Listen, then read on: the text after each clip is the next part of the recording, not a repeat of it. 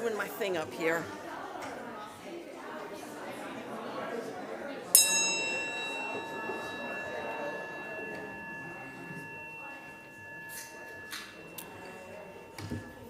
That's my favorite part of being welcomer, ringing the gong. Okay, good morning, everybody. For those of you who don't know, my name is Sara Hoke, and I'm a member of the Standing Committee, and I am your welcomer this morning. So, welcome to church. Before I forget, please put your phones in worship mode. That would be a big help to all of us. I do have a few brief announcements this morning.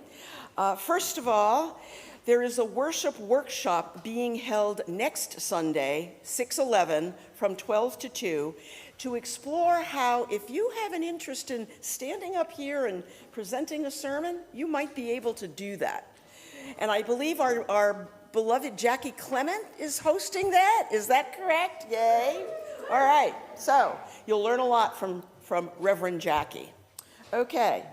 Summer TED Talks. You know we have a history of, during the summer, sort of not really being in church, but we do have our TED Talk presentations. If you have one that you're interested in hosting and presenting this summer, please contact Cindy Miley via email, subject TED Talk.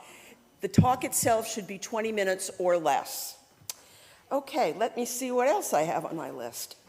Excuse me.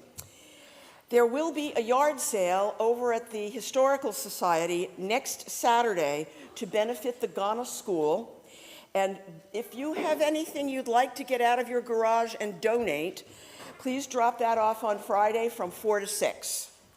And last but certainly not least, you should be seeing in your mailbox our annual minister survey. If it's not there already, it should be there shortly. We would like all of you to please complete that and give us some feedback on our wonderful minister, who I think is sitting behind me, Reverend Laura. All right, I think that's my entire list. Oh, there it is. Okay, gong number 2. Welcome to church.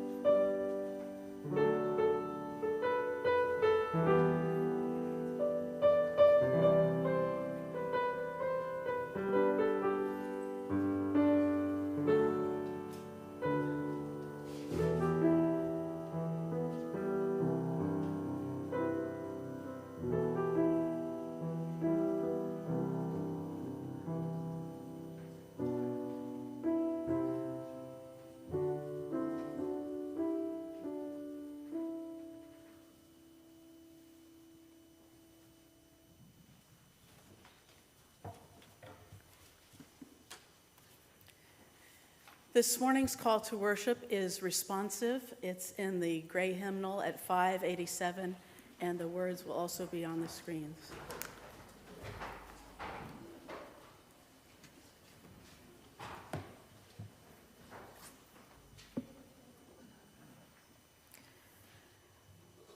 For those of us who live at the shoreline, standing upon the constant edges of decision, crucial and alone. For those of us who cannot indulge the passing dreams of choice. For those of us who were imprinted with fear, like a faint line in the center of our foreheads, learning to be afraid with our mother's milk. For my weapon, this illusion of some safety to be found, the heavy-footed hope silences us. For all of us, this instant and this triumph, we were never meant to survive. When the sun rises, we are afraid we might not remain. When the sun sets, we are afraid we might not rise in the morning. And when we speak, we are afraid our words will not be heard nor welcomed. But when we are silent, we are still afraid. So it is better to speak, remembering we were never meant to survive. Let us worship. I'd like to invite Natalie to come up and light our chalice in her Hogwarts finery. And as Natalie lights our chalice, please join me in saying the words of our covenant. Love is the spirit of this church, and service its law. This is our great covenant, to dwell together in peace, to seek the truth in love, and to help one another. Thank you. Good morning. My name is Laura Hoke, pronouns she, her, and I'm so happy and lucky to be the member serving this incredible congregation. I join with Sara in welcoming you to First Church Unitarian here in Littleton, Massachusetts. Welcome to those of you here in the sanctuary and those of you who are with us online, whether on YouTube or on Zoom. It's great to have you with us. If this is your first Sunday with us and you're here in the sanctuary, I hope you can follow us all into the vestry after the service for coffee and fellowship. If this is your first Sunday with us online, I hope that if you haven't already, you'll look at our website, fculittle.org, and there you can find lots of information about the congregation and find ways to contact us if you wish. Today, we are thinking together about LGBTQ plus pride. And maybe you even noticed the diversity pride flag in the back for this occasion. Looks nice, doesn't it? So we also have today our new member welcoming officially the 3 latest people to sign our membership book. And for those of you who still want to join officially and sign the membership book, you can talk to me after the service, and we'll get that going as soon as possible.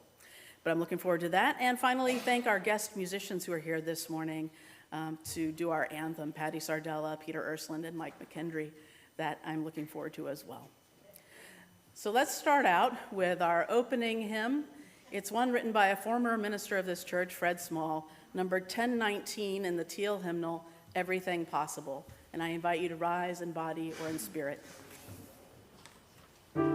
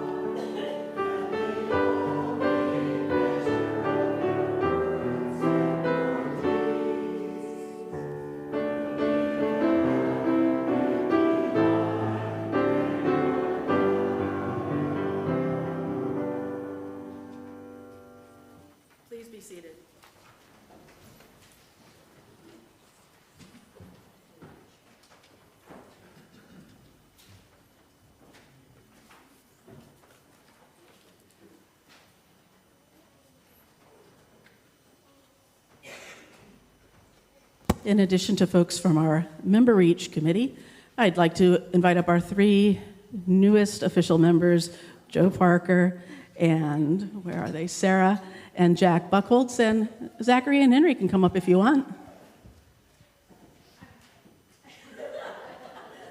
Oh, and you might want to bring your insert. You have a big part. No, you can use this one. You have really important words. You can stand over here and then you'll shake their hands. If we can give each one of them each. All right. Okay. Wonderful. And there's a litany that everyone has a part in. You'll see it in the insert in your order of service, and also it will be on the screen.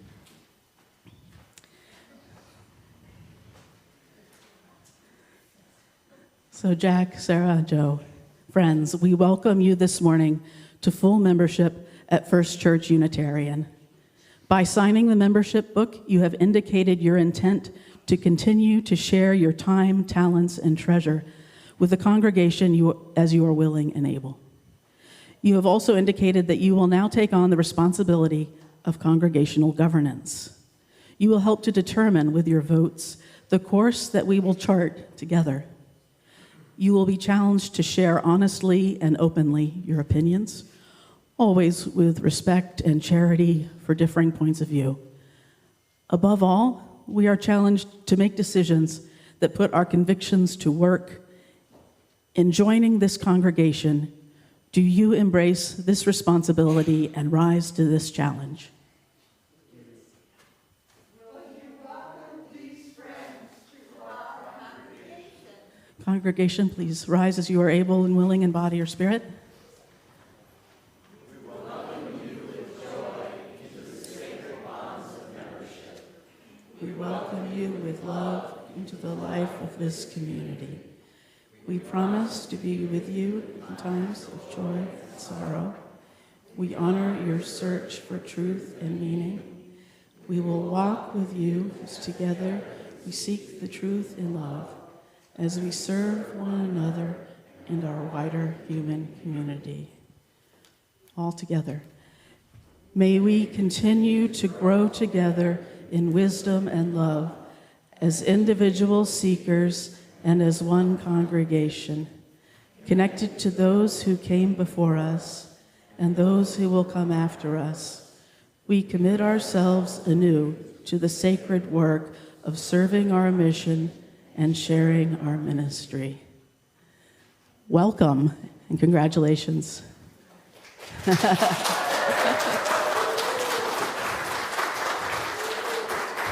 The member each folks have a small token of our welcome and appreciation.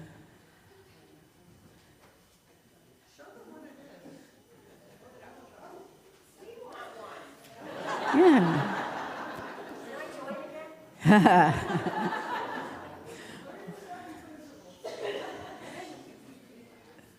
And now, as is our tradition, let us sing together hymn 1053, How Could Anyone, to welcome our friends. Thank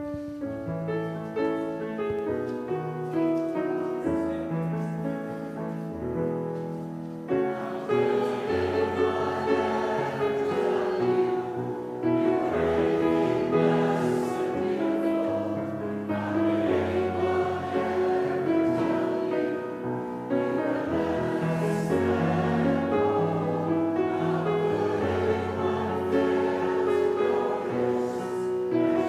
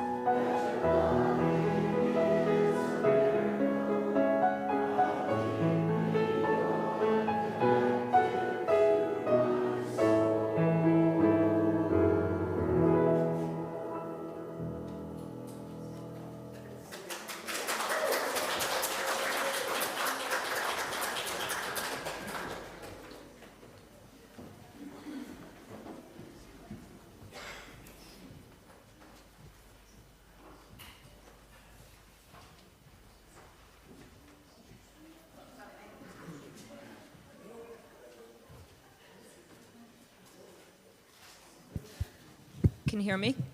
Closer? No? Okay, I'll get a little closer. Okay, better? Okay. So before I start, I just want to, I'm always terrible at telling the person who goes over community matters to remind them next week is our coming of age service, and I really hope you all show up. It's going to be wonderful, and it celebrates even you. It celebrates Mairead and Oliver, so please make an effort.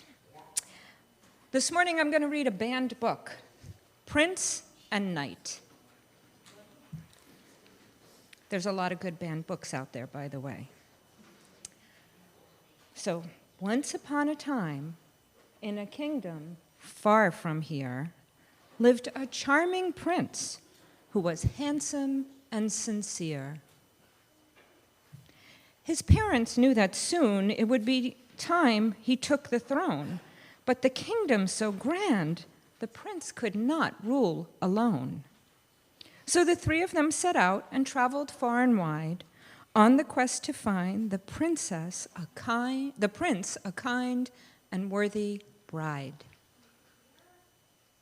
The prince met many ladies and made them all swoon, but it was soon clear that he was singing a different tune. "Thank you," he told his parents. "I appreciate that you tried, but I'm looking for something different in a partner by my side." But while the royals were away, their land faced quite a scare from a dragon fast approaching, breathing fire everywhere. All the villagers ran in fear. Even the soldiers hid and fled. "This vicious beast is far too great. We must retreat, or we'll be dead." The prince heard the dreadful news. He raced home with all his might. To protect his precious realm, the prince was ready for a fight. Alas, before you fear, our prince had to face this beast alone. Along on horseback came a knight, cloaked in armor that brightly shone.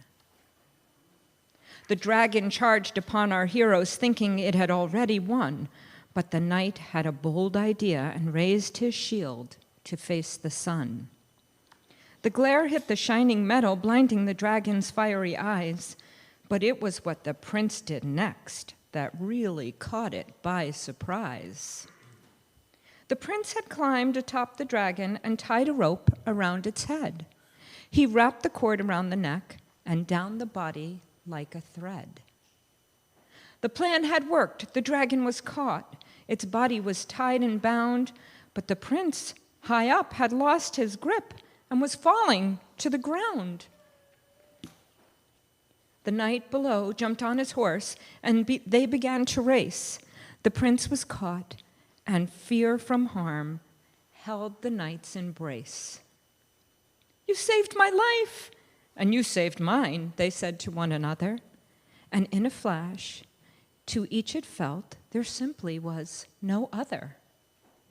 The knight took off his helmet to reveal his handsome face, and as they gazed into each other's eyes, their hearts began to race. As the villagers returned, it became quite clear to those around that the prince's one true love had at last been surely found. The king and queen had come back too and were overwhelmed with joy. "We have finally found someone who is perfect for our boy."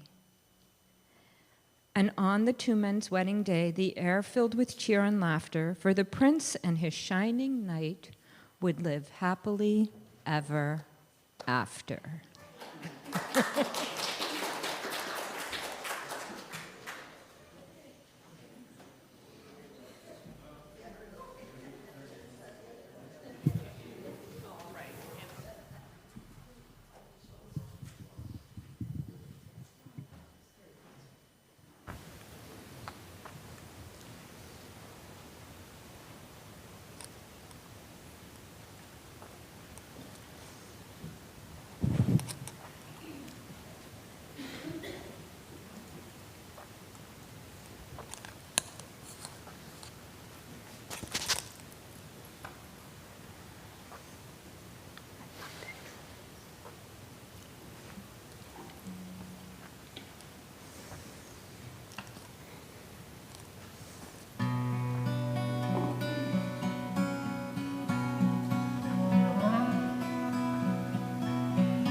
May I be filled with loving kindness. May I be well. May I be filled with loving kindness. May I be well. May I be peaceful and at ease. May I be whole.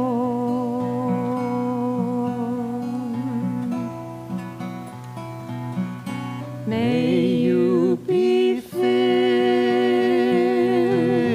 with loving kindness.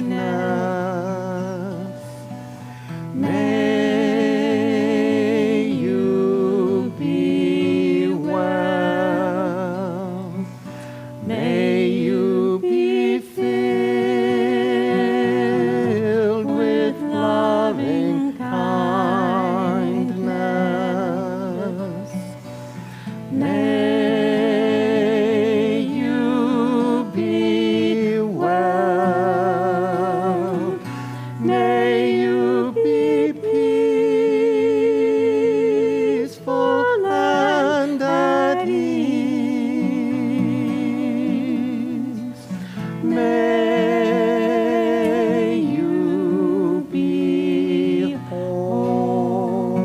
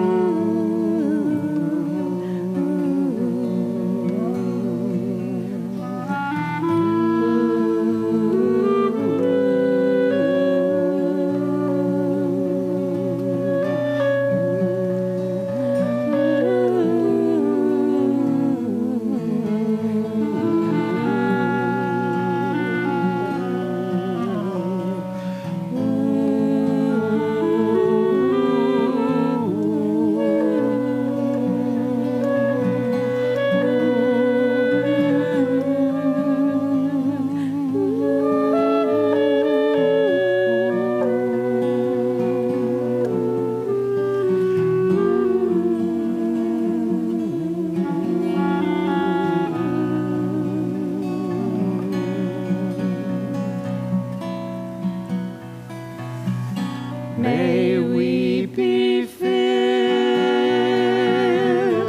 with loving kindness. May we be well. May we be filled with loving kindness. May we be well. May we be peaceful and at ease. May we be whole. May we be whole.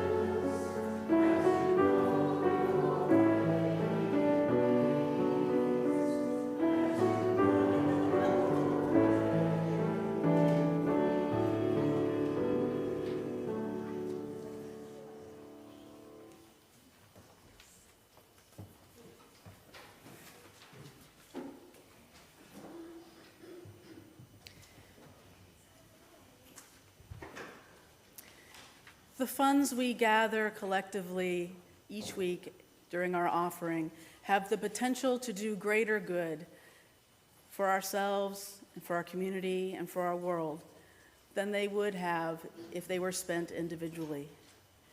May this morning's offering sustain and improve the efforts of this congregation. This morning's offering will now be given and received in grateful appreciation.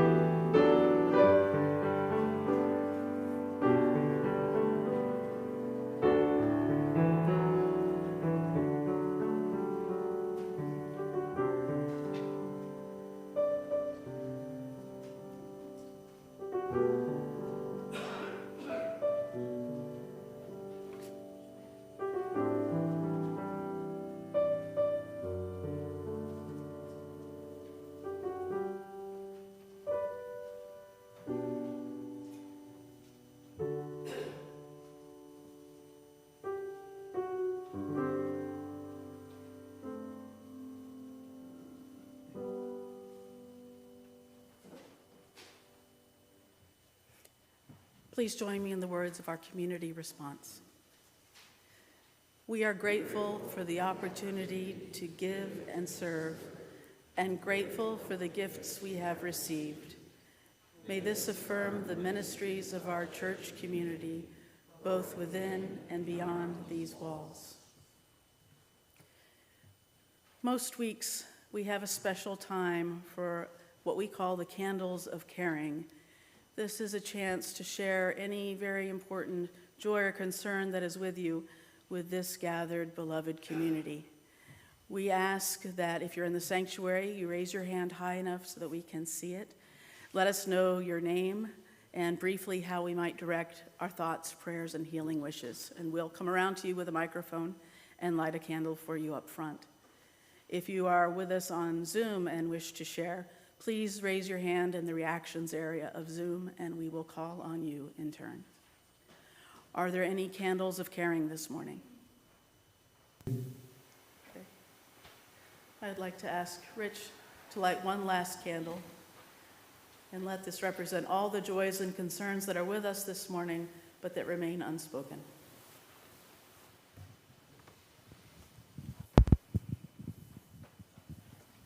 Please join with me in the spirit of meditation or prayer.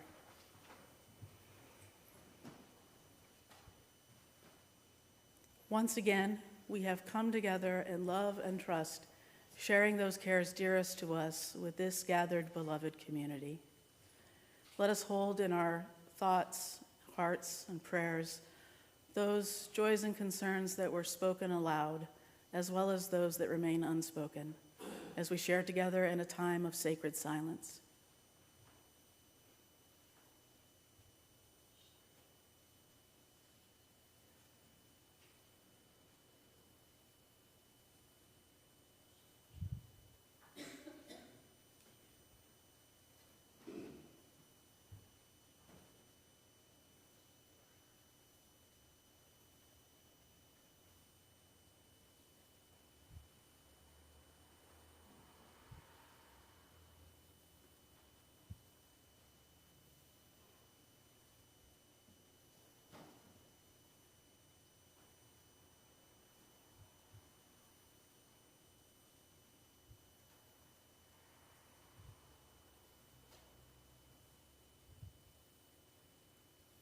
Amen, and blessed be.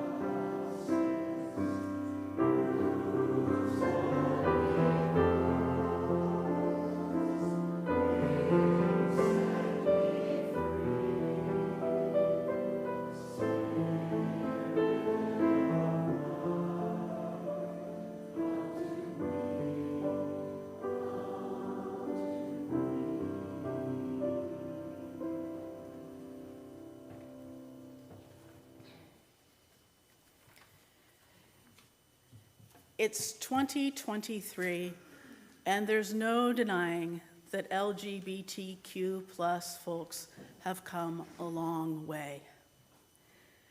Some of you here can remember when police actively sought out, in some cases entrapped, and arrested LGBTQ folks. Most of us remember when same-sex marriage wasn't legally recognized, and in fact, when thinking that it ever would be legally recognized seemed like a fantasy, like a pipe dream. Most of us remember when all sorts of jobs were unavailable to openly LGBTQ folk, and when there were practically no protections under the law. I could go on. Things have improved, and I celebrate all of the victories, many of which might have seemed impossible on the day you were born. However, it's 2023, and not all LGBTQ plus people feel safe. It's 2023, and as you know, some LGBTQ plus youth are still being kicked out of their homes.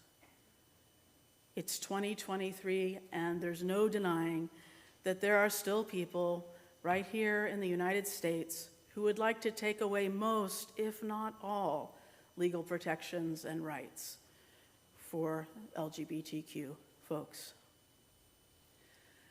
As the American Civil Liberties Union notes, in the last few years, states have advanced a record number of bills that attack LGBTQ rights, especially transgender youth. On a related note, recently, Roe v. Wade was overturned. The patriarchy doesn't like women's rights and equality much more than it likes LGBTQ rights and equality. We are in the midst of a scary backlash against so much that has been so hard fought and won. Many rights for LGBTQ folks have been won, understandably, with the stance that really we LGBTQ folk are just like everybody else. We've gained ground by saying love makes a family and love is love, and by saying that we were born this way. And it was a good strategy to gain lots of rights, lots of legal protections. But I want to complicate this strategy of sameness and respectability just a little bit. Or in something called queer theory, I would like to queer this strategy. Queer is a word that still causes some LGBTQ plus folks pain, so I want to use it carefully, noting that it was used for a long time to hurt people in the community and sometimes can still be used that way today. But today I'm using it in the liberated sense of the word, the sense that many folks have embraced. Sometimes when you embrace a word that has been used to hurt you, you can liberate that word for your use.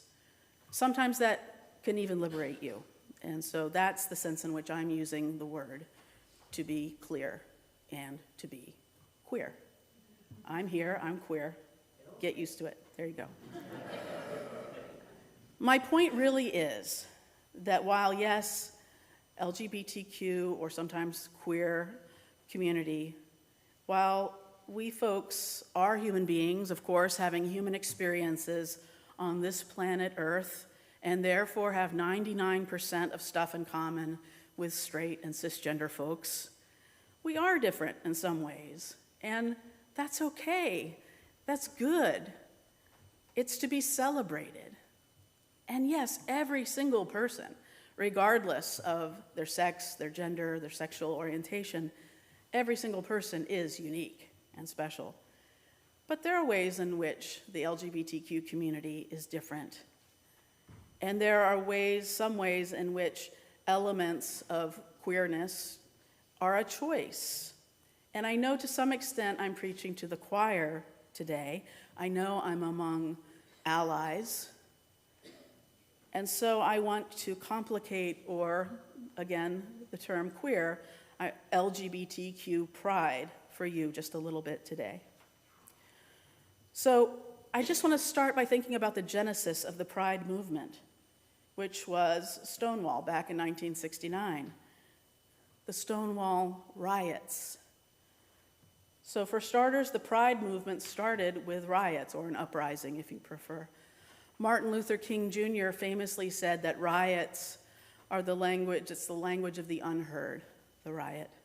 And Stonewall was no exception. Back in June 28, 1969, the police raided the Stonewall Inn in Greenwich Village, New York City. They invaded it, they raided it one too many times. And the patrons decided to revolt, to fight back.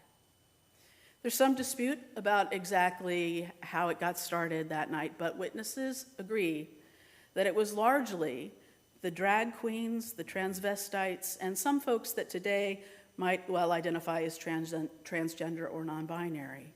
In other words, it was the people who were on the margins within the gay community who were in the vanguard of starting the Stonewall uprising. So I'd like to show a slide to remember 3 of those who were in the vanguard for the Stonewall uprising. 3 of these people were Marsha P. Johnson, Sylvia Rivera, and Stormé de la Verrier. Johnson and Rivera were drag queens and regular patrons, and de la Varrière was a butch lesbian, a sometime performing drag king, who was a bouncer at the Stonewall Inn.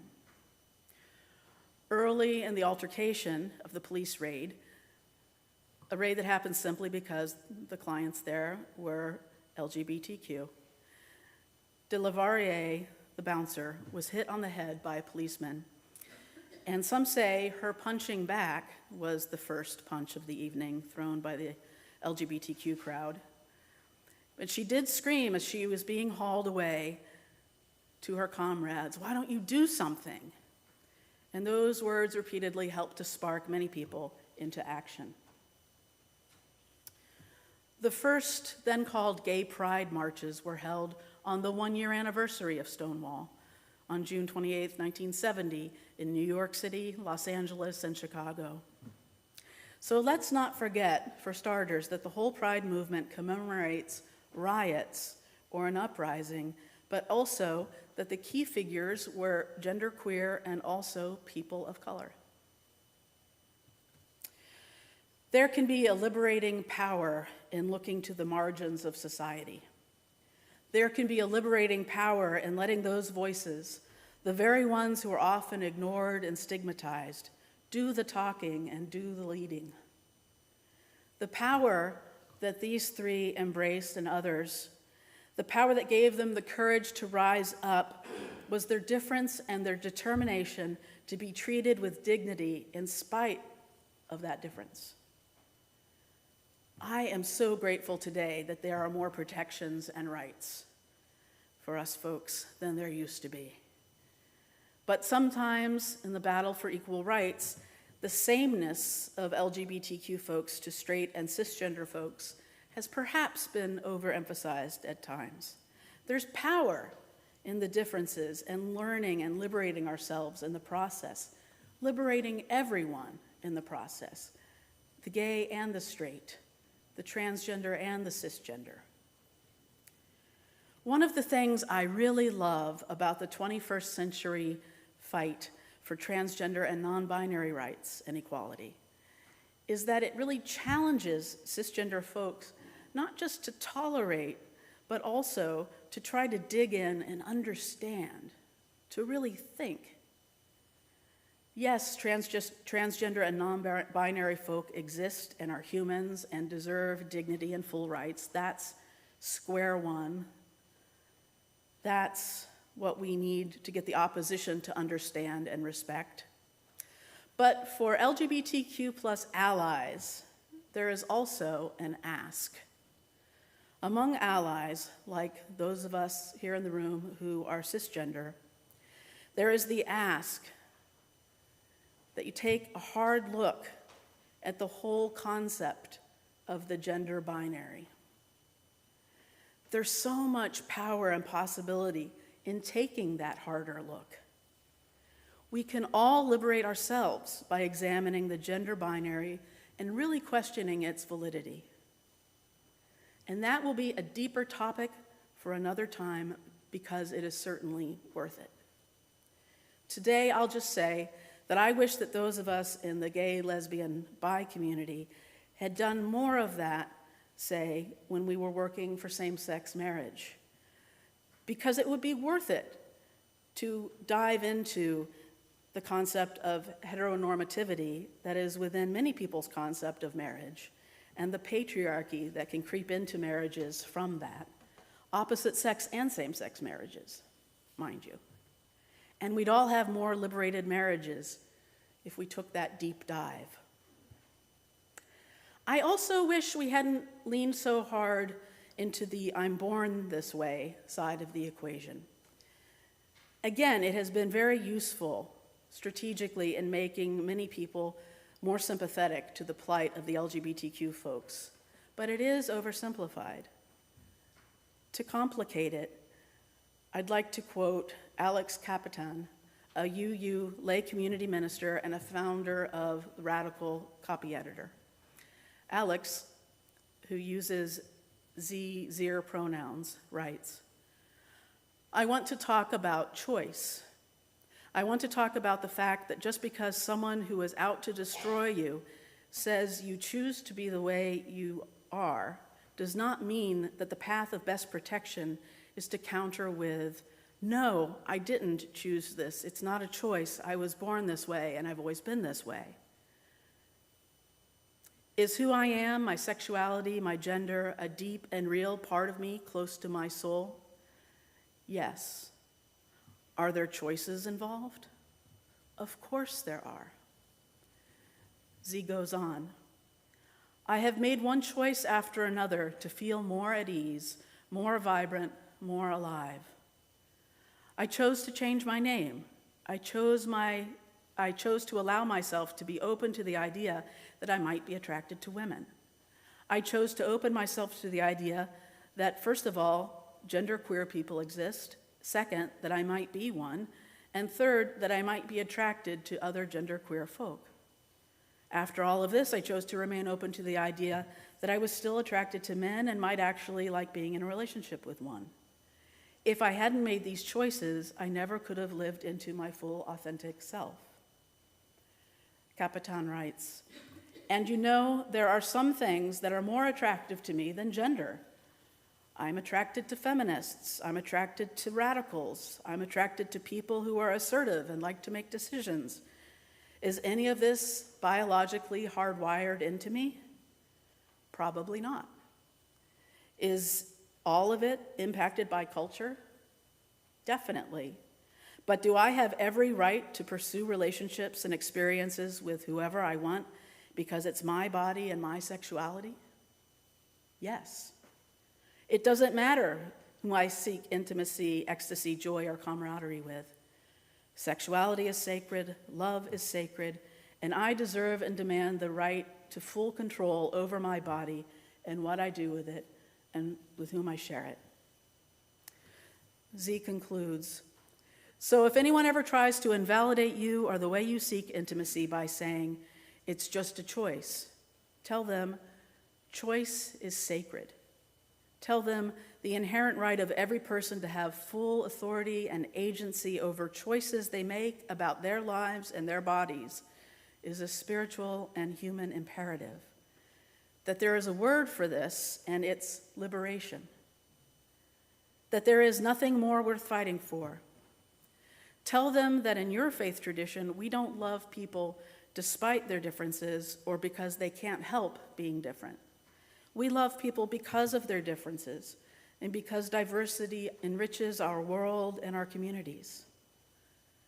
Tell them that in the final reckoning, there's only one choice that will be judged, and that's their choice. Tell them you hope they choose love. There end their words. Today, I thank you for being a complicated, questioning, caring people. Today, I thank you for loving diversity and differences. Today, I thank you for respecting people's sovereignty and sacred choices. Thank you for imagining and embracing the possibilities. Thank you for celebrating LGBTQ plus pride. Let's get liberated. Happy Pride. Our closing song is I Am What I Am. It's on the insert and will be on the screens. I invite you to rise in body or spirit.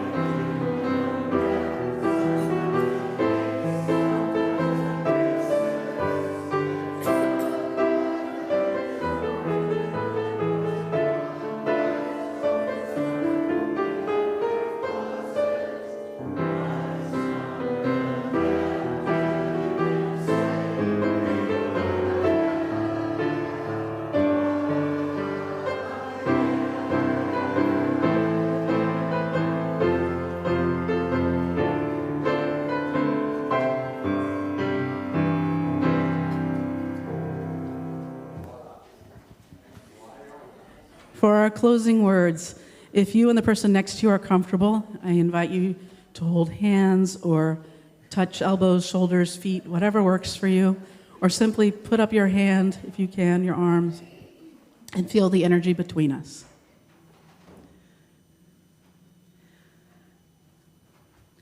No less than RuPaul said that we are all basically the universe pretending to be human. While you are the universe pretending to be human, please never forget that you can go on dreaming and never reach the end of everything that is possible for you. You are who you are, and it's beautiful. Happy Pride. Blessed be. Amen.